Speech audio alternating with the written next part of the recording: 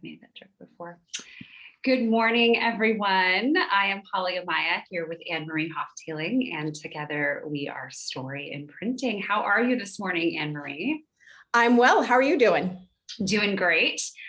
Excited to talk about virtual connections this morning. I was sort of laughing when I was looking at these slides yesterday in advance of today's session and thinking about when when the pandemic first happened and you and I were like, oh, we're going to have to put everything online, like yeah, and here for we a are. brief period of time, like for the next 2 weeks, like all of our trainings are going to have to be virtual, right? I remember thinking that, and here we are later, two and a half years later, still doing it, right? So I think, what's that?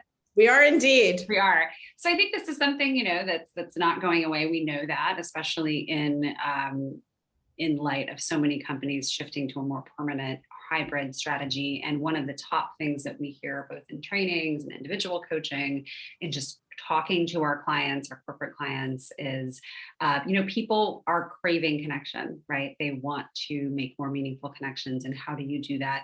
Through a computer screen. So that's what we're going to be talking about briefly today, both internally and externally, how you can do that. So if you are new to us, we offer these short 30-minute bite-sized free webinars as a way for you to experience our training style and our content and get a little flavor for how we present. This is supposed to be a didactic experience, so we encourage you to use the chat. If you would prefer to have your question be anonymous, you can direct it just to the host, to us as hosts and not to the entire group. But this is your time. You can be doing anything else, but you're here with us. So please do squeeze the juice out of the orange, use the chat, ask any burning questions you have. Without any further ado, I say let's do this thing. Yeah, let's do it. I like it. Right. So the first thing we really want to talk about is sort of really basic things. And this sounds super basic, but what happens is when you are in a virtual space, everything is a bit in both directions. I always say the volume's turned way down and way up, if that makes sense. The camera picks things up.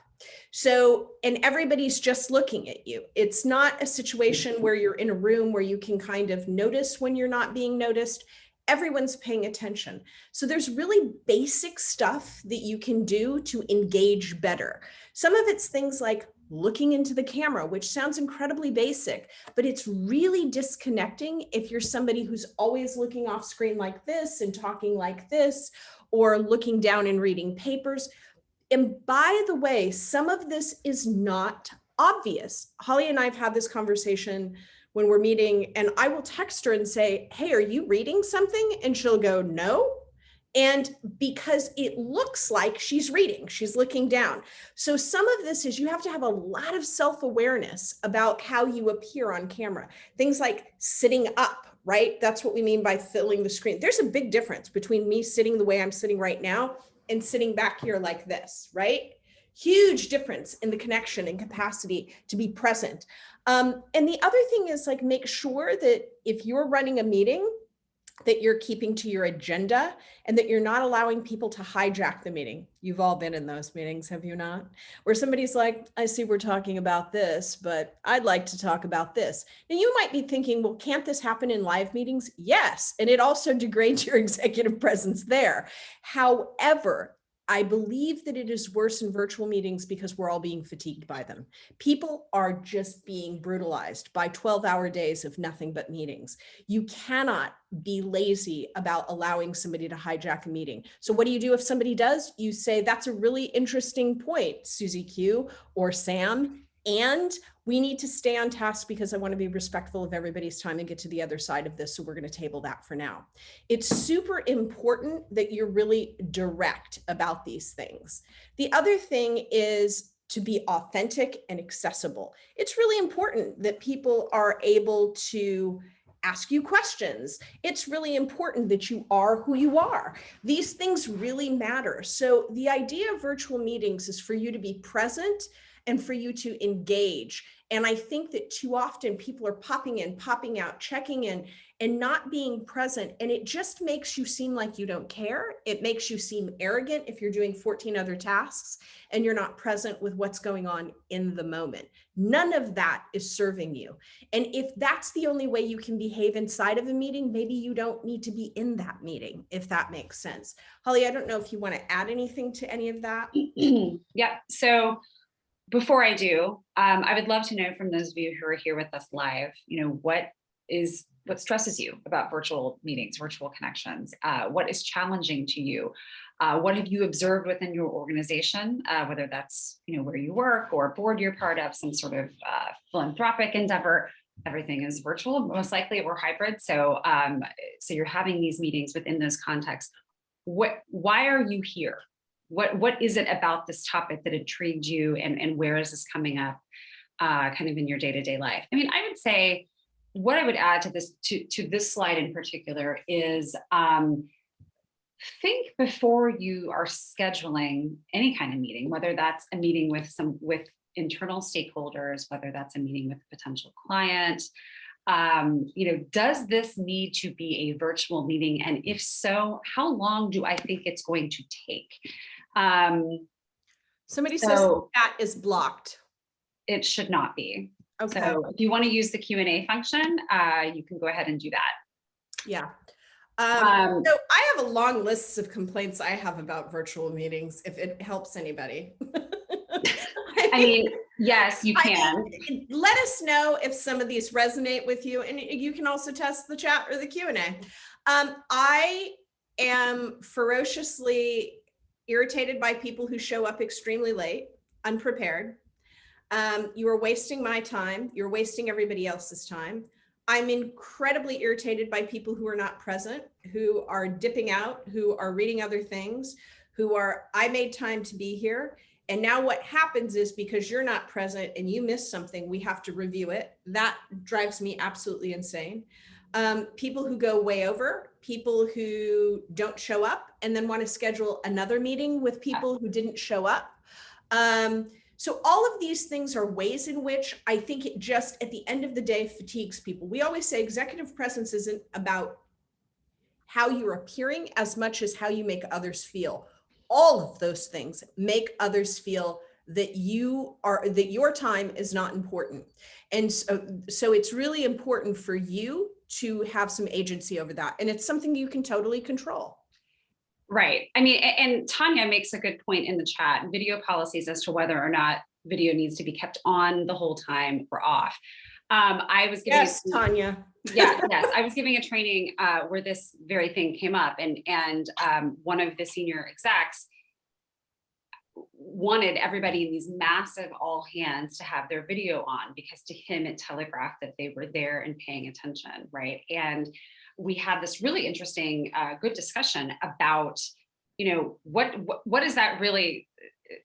What is that policy really saying, right? Like, I mean, I think the reality is, if people are in video meetings for 10 to 12 hours a day, which you and I, Anne Marie, both know, we have clients who are, sometimes the all hands, right, where there are 500 people, is a great opportunity for them to just sort of turn the camera off, right? And they're there, they're listening, but they're able to sort of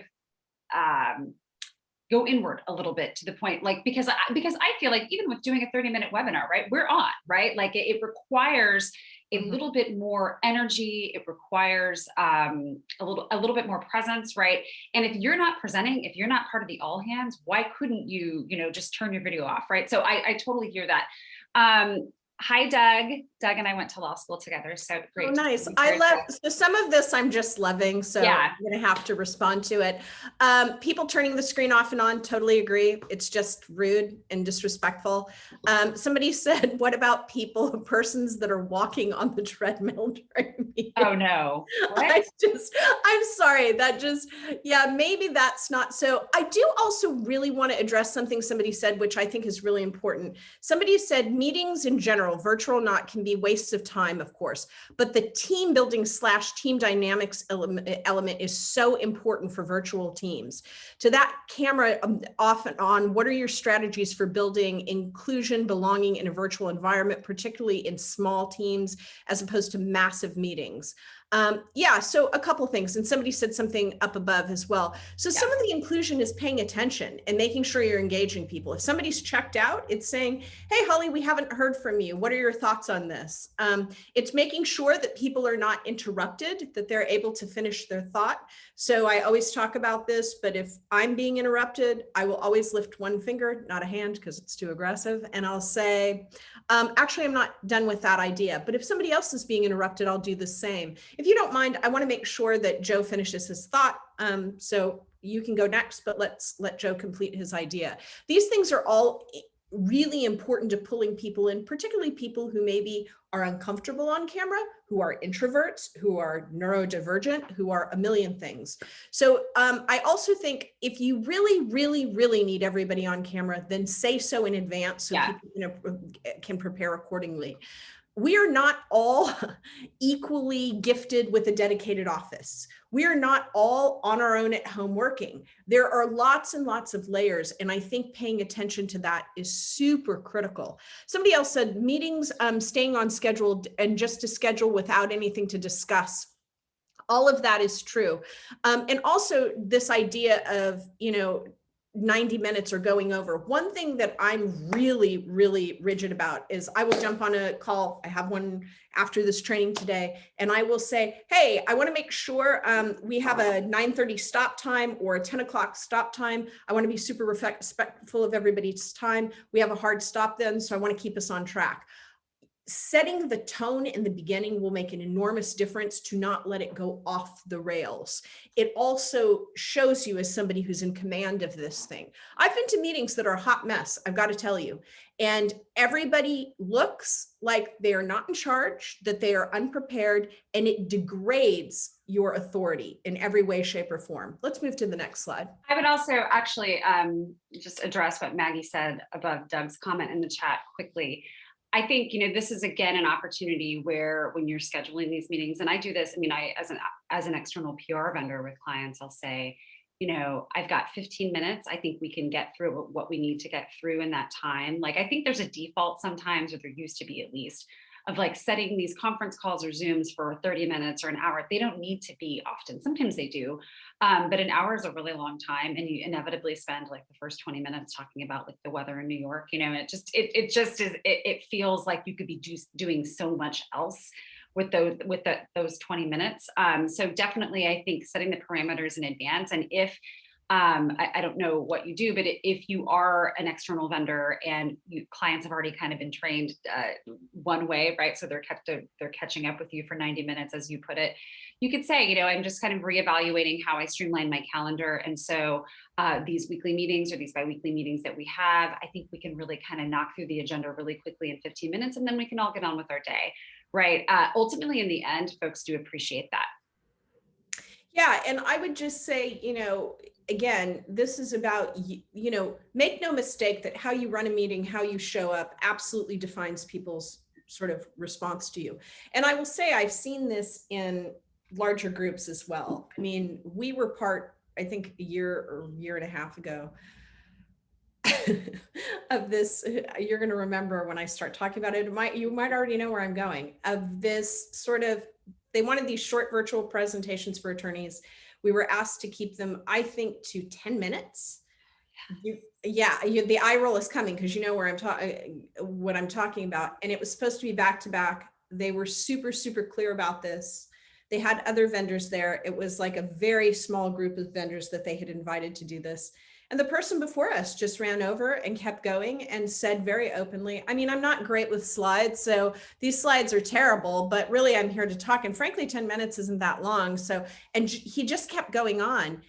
And it was really disrespectful to the people who organized it. But what we just made a decision to do is, by the time he was done, we had almost no time. And we said, listen, we want to keep to the commitment we made. So we're going to do our best to get under that 10 minutes. And we just kept going. But I think that what you have to understand is people show up because they believe that there's a purpose to that. And by the way, I mean, this is egregious on all levels. And I'm somebody who, I always say this, like, I don't care if it's a 2-minute prep. Sometimes we will jump on a call or text and go, hey, before this client, what do we want to make sure we cover? What are you concerned about? So that we're not wasting their time. So we're not creating another meeting after this. There's no need for this. Be on time, end on time. If at all possible, end early. Think about cutting all of your meetings by 15 minutes. Try it. See if you can do that. And these are the things that I think matter in terms of engagement. These are the things that will keep people wanting to attend your meetings versus dreading them. And by the way, every single person knows the meetings they're dreading and who is running those meetings, and they're all talking about it. And so, and the other thing I just don't buy, it pissed me off in real life and it pisses me off virtually. If people are like, I'm just always running late, like it's a charming quality, and or like, oh, there was traffic, or oh, there was this. I got the same information you got, my friend, and you've got to be a grown up and figure out how to manage yourself better. Because the truth of the matter is, when you don't show up on time, what you were telegraphing to the other person is that A, you don't know how to manage your calendar, and B, your time is more important than theirs. And it's just not. It immediately leaves a bad taste in people's mouth. Let's move to the next slide. So we like to keep things didactic, as we have in this tiny webinar, and we do in meetings as well, and we do in training. And that's really about asking questions, as we've been doing. It's about passing the ball. We're both really great at saying, Holly did similar work to that. Holly, remember the XYZ client? I'd love for you to talk about that. Learning how to do that in a way that's elegant and making other people look good is really important. If you need to ask people to participate in advance, I've never done that for a training or anything. People do that a lot. I don't think it's necessary. And be thinking about, what do these people want from this meeting, and making sure you're getting that. And at the end of it, making sure, saying, hey, we've covered this. Is there anything else we haven't covered regarding this meeting today that we need to make sure we're addressing? Holly, do you want to add anything to this? I'd say something that's not on the slide that just popped up into my head is I've been getting a lot of questions from clients lately about virtual presentations. We are going to be doing a virtual speaking engagements webinar next month. I forget what day, but we're doing one specifically on that. But I will throw this in here. People struggle, I think, with group presenting in a virtual environment, because when you're presenting with another person in person, you can read their body language a lot more easily, right, than if you're doing it on a screen. And this is going to sound like a very simple tip, but it really worked when I was doing a lot of media training with at my last agency. I would do it with one person all the time, and he and I would just sit down with the slides, and he'd say, which ones do you want to cover, right? And I'd say, I want to do these, and he'd pick his, and then it was very seamless. And we did a couple, this was pre-pandemic, but we did do a couple of them virtually. And that strategy, like, I knew exactly where I needed to land, because sometimes you're presenting with someone and you don't have really any, maybe you just don't know them personally. For a lot of you, you may have onboarded into a new job during the pandemic. You've never met some of these people that you're working with. So you don't have like that vibe, right? Like Anne-Marie and I have a pretty good like morning show vibe, right? Because we know each other really well in real life, and obviously are partners, but that's not always going to be the case, right? So doing that prep work in advance, so you know exactly like how to stick your landing, and there's not any of that sort of awkward, and we've all been in the virtual trainings that are very awkward with the transitions, right? It just keeps things running tight on time, and moreover, it just makes you feel more comfortable. Yeah, absolutely. Oh, mistakes. So some things I think that degrade virtual meetings and engagement is bloated pleasantries. Have you all been in this meeting? Please drop it in the chat, where it's like, oh, you're in New York. Is it hot? I've heard it's hot. It's very hot. Oh, you're in San Diego. Is it always sunny there? What's the temperature? And it's just like you spend truly 10 minutes talking about nothing. Now, some people will argue with me that this is how you create a bond. I disagree. And I will also tell you that person has had that conversation 10 times that day. I don't think it makes people feel bonded, particularly at this point. I think it just feels forced and uncomfortable. I also think meetings that get way too casual. Listen, we all understand we're in each other's homes. Things are going to happen. They do. Somebody's leaf blower is going to go off. This could happen right now. That's fine. That's not what we're talking about. We're talking about when you show up too casually, when you aren't taking this seriously and giving it the due that it deserves and not treating it like a meeting simply because it is on video. I think that is problematic. We're not talking about dressing formally. We're not talking about that kind of thing. We're talking about not taking this as seriously as you would if you were in the room. I mean, if there are things you would not do in a live training, maybe, or a live meeting, don't do them maybe remotely or virtually, like probably it's not a great idea. And the other thing is inviting the wrong people. And what we mean by that is, do these people necessarily need to be in this meeting? And if they don't, then don't have them there. And conversely, if there are people that must be in that meeting, please don't schedule a meeting with me and then ask me for another meeting so you can invite 2 other people who didn't show up. That's a lot to ask of people, and it's not right. You're eating up their time. A lot of this gets reduced down to being respectful and mindful of people's time, and understanding that it's a precious asset that you should not be spending wildly. So Doug has a question. What if the casual discussion is in the 5 minutes before the meeting starts? Yes, have the casual discussion then, right? But I think there's a way to, like, just don't make it about the weather, which is, Anne Marie loves telling the story. She once overheard my side of a call when I was doing other type of work. We were in the car together, and the first 10 minutes was just discussions about the weather, like from when the meeting started. And she's like, does that happen like every week? And I was like, it happens. I mean, and I have lost so many brain cells, right?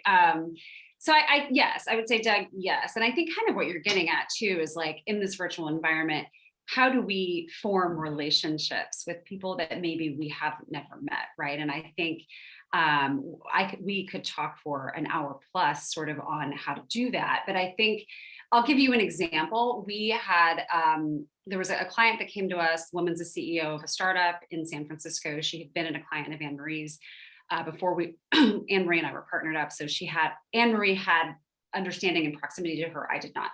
And in the middle of our Zoom session, this woman's young son comes in. She pulls him onto her lap and just continues talking. And at the end of the session, we had maybe a minute or 2 left. I said, I loved how your son came in and you just like kept on going. That was great. And I said, I have at the time, I think my daughter was like 4 or 5. I have a young daughter as well. And we just sort of talked a little bit briefly about the challenges of pandemic parenting, right? The next time I talked to that woman in an email, we exchanged commentary between ourselves about how parenting is going during the pandemic, right? Like, that's just authentic communication, right? Like, I see you, we have something in common, keep on keeping on, sister, right? So I think that is different than like, oh, how's the weather in Indiana?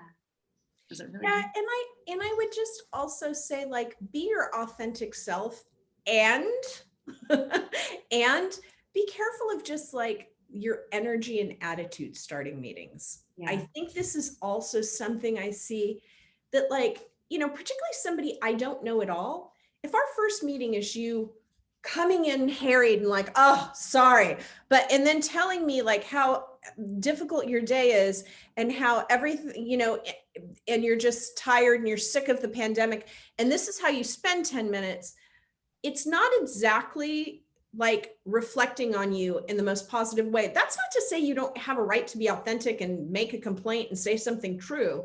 This is not what I'm saying. I'm just saying, pay attention to your attitude.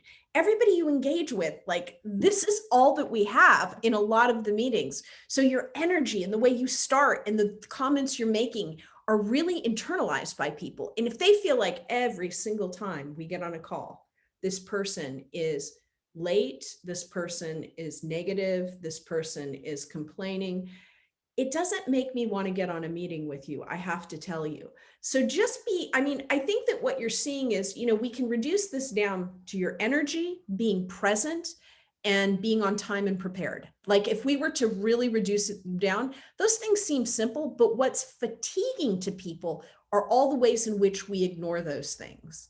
It's not charming to people that you show up late. It's not charming that you are running off going on some tirade about something that isn't on the agenda. People don't find it amusing. They don't find it charming. They just find it exhausting. Yeah. And when you say to people, I want to make sure we start on time and end on time in respect to everyone here, it telegraphs to them, like, I know that things are hard right now. I know you're exhausted, and I am not going to exploit our time together. I'm going to use it valuably and mindfully. Do you want to go ahead and take this one, Holly? Yeah, I would say, all of these principles apply whether you are talking about internal meetings or meetings with prospective clients. We do a lot of business development training. And really, we joke, right? When a lot of the times, if you go to like a BD training, business development training, the speaker will say, like, you got to build trust. And everybody writes down, build trust. And then everyone looks up and says, how do I actually do that, right? Again, we could spend an entire hour talking just about that concept, but it comes down to authenticity, right? So we want you to, first of all, approach any of your business development, your external contacts with clients, with current and prospective, through this lens of, showing up on this computer screen, as the actual human that you are, and not some manufactured version of yourself. But also applying all of these principles. Clients really appreciate it. I mean, I have to tell you, when I say to them, I know you're busy. This does not need to be 30 minutes. This can be 15 minutes. These are the things that I plan to talk about. These are the people, within your organization that I think need to be there for this meeting, right? They appreciate sort of all of that scaffolding rather, so they can optimize, we can optimize our time together. So we just kind of want you to think about these concepts through both of those perspectives. And if you have any questions about virtual connections with clients, we've spent a lot of time talking about, I think, internal meetings. Please feel free to drop those in the chat now before we sort of wrap it up. Anne-Marie, do you have anything to add on the external piece? Yeah, I will just say this from this sort of idea of, internal versus external, and something I often share with people, and I think is important about this idea of authenticity and just how far you can push this. Very, very early, in the pandemic, my mother was dying at home in hospice, and we were still having meetings because we still had to work. And, when you run your own business, things don't just stop. And I just made this decision that I wasn't going to lie.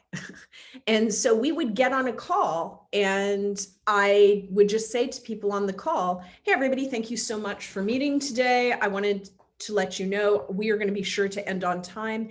And I want to let you know, and I'm not telling you this for sympathy or compassion, just because it is true. My mother is downstairs in hospice transitioning as we speak. I may be called away from this call at any moment. So Holly will be taking over if that should happen. And I just thank you in advance for understanding. And I would dive right in. I want to tell you what happened. I always got emails after that of people thanking me, always. And people saying to me, when my father died, I was in the bathroom every day at work crying, and I didn't tell anyone. That is not a system, a culture that I want to live in. I want to live in a culture where people can be their full selves and still be seen as somebody who's competent. I will tell you, despite all of the loss I had over a couple of years, I was doing some of the best work of my life. And so the work did not suffer just because I was in crisis, and I wasn't going to pretend to manufacture a version of myself that was more palatable to people. We have to give people space to be fully who they are. This idea of this manufactured version of a self is dead. We're no longer doing that. So show up as your full self. Be sure to respect others' time, and bring positive energy everywhere you go, because how you leave people matters. And I'll let you close it out.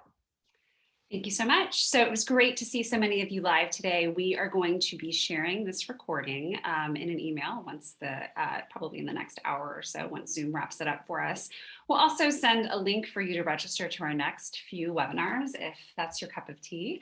If you liked what you saw, if you have any questions for us about any of this content or about any of the corporate training that we offer, please feel free to email us. I'm Holly at storyimprinting.com. Anne Marie is AMH@storyimprinting.com. And we hope you have a wonderful rest of your week and a fabulous weekend. Thank you so much. Thanks, everyone. Bye. Bye.